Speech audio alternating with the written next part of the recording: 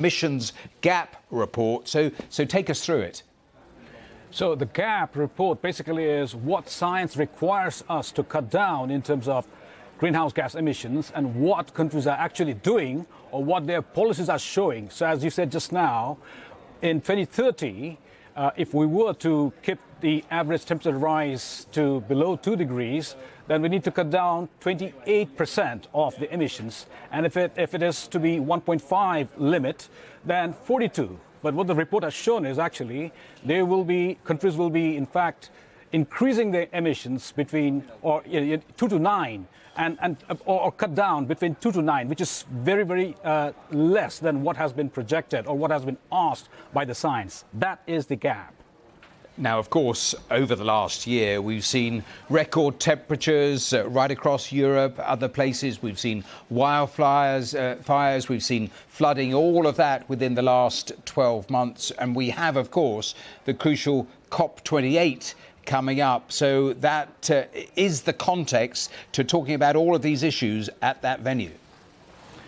So this COP28 now, it's going to be the first global stock take. That's what they say. So what is that? That's basically what countries pledged during the Paris Climate Agreement. And now they are going to find out where are countries on those pledges. And this report will be a key feed to that. Of course, this is a UN report. Countries will have to accept this and then talk about this and then decide what do they need to do. But yes, this is a key ingredient to that global stock taking. And in terms of the G20 countries not on course to hit targets, tell me more about that, because that is absolutely crucial, given what I said there in the introduction, responsible for 80% of the emissions.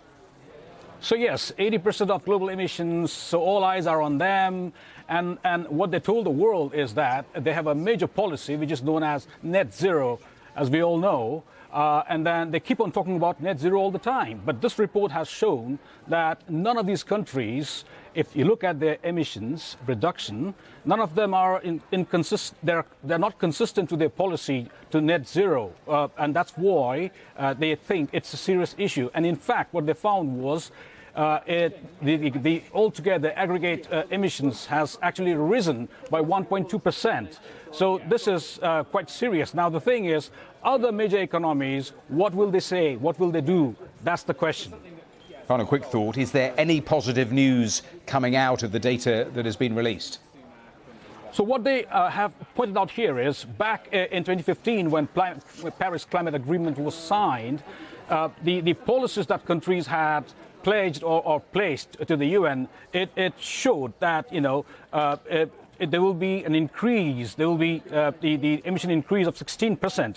And now, when experts put those policies, the updated ones, they found out that there will be an increase of only 3%. So that's a good news, but experts quickly add that that is not fast enough. And we have already talked about the figures, what is required by science and what countries are not doing actually.